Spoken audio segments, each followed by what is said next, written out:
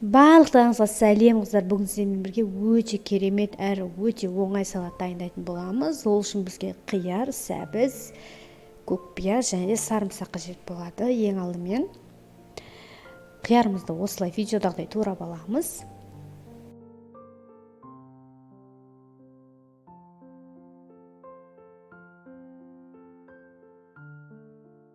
Сәбізді теркадан өткізіп, оны да қосамыз.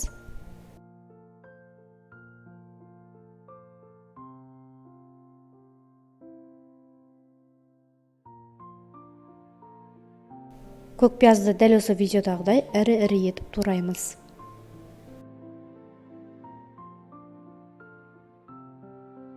Сарымсақтарды видеодағыдай осылай ұсақтап турап аламыз.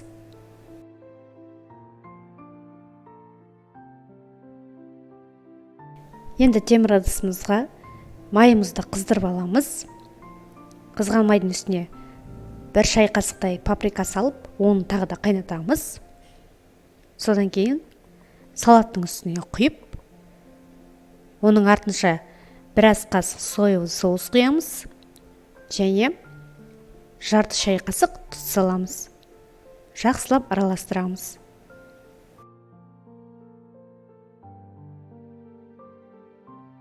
Міне қыздар, осымен біздің салатымыз дайын. Жасау жолы өте оңай, әрі жеңіл. Барлықтарыңызға жасап көруге кеңес беремін. Егер видео ұнаған болса, лайк басып, комментарий қалдырып, каналыма подписаться етуді ұмытпаңыздар. Кейінгі видеоларға да өтіңіздер.